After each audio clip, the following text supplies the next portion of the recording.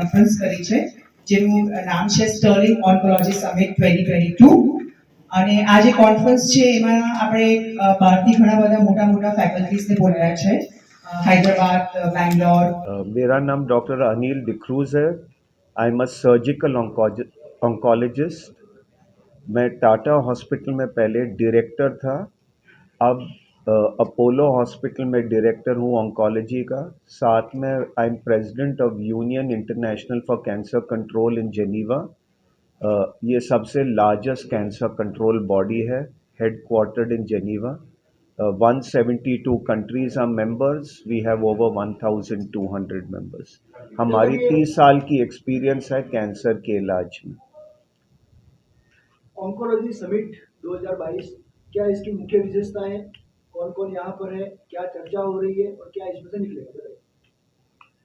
ये 2 दिन की प्रोग्राम है। हम थोड़े से फिर बाकी जो लोकल हैं जिन्होंने ऑर्गेनाइज किया वो सप्लीमेंट करेंगे।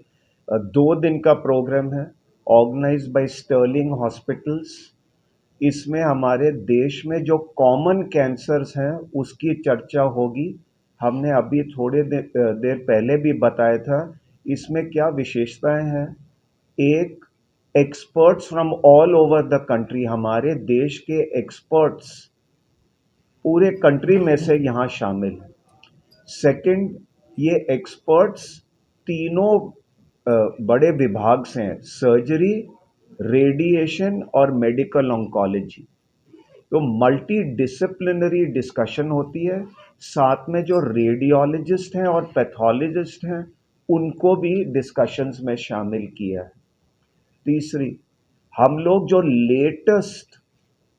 लेटेस्ट एविडेंस है हमारी आज की तारीख में उसकी डिस्कशन होती है। एंड फोर्थ, मोस्ट इम्पॉर्टेंट, कि कुछ रिसर्च विदेश से आती है यहाँ पे, बट कितनी एप्लीकेबिलिटी है अपने देश में, हम एक्सपर्ट्स उस पर चर्चा करके डेलीगेट्स को बताते हैं कि ये हो सकती है, ये नहीं हो सकती है, और हमारे पेशेंट्स को फ़ायदा कैसा होगा उसकी चर्चा होती। और लास्ट, जो डिबेटेबल टॉपिक्स हैं, कुछ ऐसी सिचुएशंस हैं जहाँ पे क्लियर एविडेंस नहीं है, राइट आंसर क्या है, राइट रॉन्ग आंसर, उस पे भी एक्सपर्ट्स विल डिबेट और लोगों को क्लियर मैसेज देंगे। ऐसी जब कंट्रोवर्शियल सिचुएशन आए उसमें इस किस्म की ट्रीटमेंट होनी चाहिए। એટલે કેટલા પ્રમાણમાં નોંધાય છે, દેશમાં શું રેશિયો છે, ગુજરાતમાં શું છે? The incidence of oral cancer is asking in the country and in the state. हाँ, in state. अपने देश में जैसे मैंने पहले बताया था, इंसिडेंस ऑफ कैंसर हम लोग पर 100,000 मानते हैं। 110 पर 100,000 है अपने देश में ऑल कैंसर्स की। 5 साल पहले ये 100 पर 100,000 थी, अब इंसिडेंस बढ़ गई है। अब आप सब कैंसर्स देखोगे, लगभग 30% कैंसर हेड एंड नेक के कैंसर होते हैं। 30% जो हमारी स्पेशलिटी है, वो इसलिए कि अपने देश में 44% लोग तंबाकू अपनाते हैं। 44%। गुजरात, अहमदाबाद में इंसिडेंस बहुत हाई है। अब ये हेड एंड नेक कैंसर में आप देखोगे लगभग 40% हेड एंड नेक कैंसर अपने देश में ओरल कैंसर होते हैं, मुंह के कैंसर। पूरे संसार में 300,000 न्यू कैंसर ओरल कैविटी के होते हैं।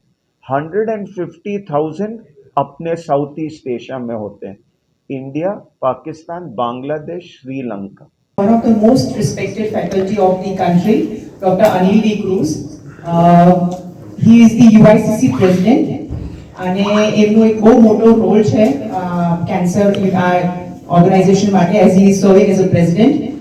આ કોન્ફરન્સનું જે થીમ છે એ છે current trends in common cancers. Because આપણે જોઈ રહ્યા છીએ કે આજકાલ જે કેન્સર્સ થઈ રહ્યા છે એનું જે ટ્રીટમેન્ટની જે પેટર્ન હોય છે એ ઘણી વખત વારંવાર ચેન્જ થતી હોય છે. Because cancer itself is a very evolving branch અને જે ટ્રીટમેન્ટ બી છે એ ઘણી બધી વખત ચેન્જ થતી હોય છે.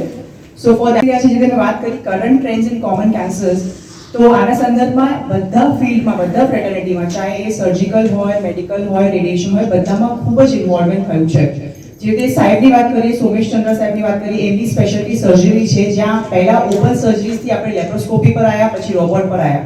મારા રેડિયેશનની વાત કરીએ તો જ્યાં આજથી 60-70 વર્ષ પહેલા બહુ સિમ્પલ ટેકનિકથી, એટલે જ્યારે આપણે રેડિયેશન આપીએ તો જ્યાં આપણે ગાંઠને શેક આપીએ એની સાથે સાથે આજુબાજુના નોર્મલ કોશિકાઓને બી સેમ અમાઉન્ટ ઓફ ડોઝ જતું હતું, જેના કારણે ઘણી બધી સાઇડ ઇફેક્ટ થતી હતી, ઘણી બધી આડઅસર થતી હતી. પણ જેમ જેમ ટેકનોલોજી એડવાન્સ થઈ છે, આજકાલ એવી બધી ટેકનોલોજીસ આપણી પાસે છે કે જ્યાં આપણે ખાલી જે ટ્યુમરગ્રસ્ત એરિયા છે ત્યાં જ આપણે રેડિયેશન આપીએ છીએ, અને આજુબાજુની જે નોર્મલ કોશિકાઓ છે ત્યાં આપણે રેડિયેશન નથી આપતા, જેના કારણે શું થાય છે કે જે દર્દી છે એનો રોગ બી મટે છે અને એ એક સામાન્ય જીવનશૈલી भी जीवी શકે. 1000 केसेस अपने देश में 5-6 साल पहले 100 पर 100,000 होते थे. अब वो संख्या बढ़ गई है. अब नाउ लेटेस्ट स्टेटिस्टिक्स जो अपनी इंडियन कैंसर काउंसिल ने रिलीज किया, अपने national cancer control programme, now we have reach 110 पर 100,000 पूरी अपने फुल देश में. बट आप हमारे नॉर्थ ईस्ट एरिया में देखोगे, जो हमारे 7 स्टेट्स हैं नॉर्थ ईस्ट में, मिजोरम, वहां पे इट इज 200-220 पर 100,000. 3-4 इंफेक्शन हैं जिसकी वजह से कैंसर होती है. सर्वाइकल कैंसर जो पहले हमारी लेडीज में सबसे नंबर 1 कैंसर थी, now it is replaced by breast cancer. It is caused by a virus called human papilloma virus, HPV. आप लोगों ने सुना होगा, आजकल उसके वैक्सीनेशन भी आए, HPV. Other infections are hepatitis B, C, H. pylori जो स्टमक कैंसर करते हैं, and नॉर्थ ईस्ट में एक एप्स्टीन-बार वायरस है जो it causes cancer at the back of the nose. So second major cause of cancer is infection. Third major cause of cancer is obesity, overweight.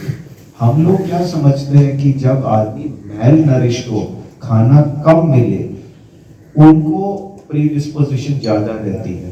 But obesity, जो ladies overweight होते हैं, 10% cancer अपने देश में obesity की वजह से. अब आप ये तीनों लाइफस्टाइल फैक्टर्स में परिवर्तन लाओ तो about 50% of our cancers will not be there. These are preventable cancers.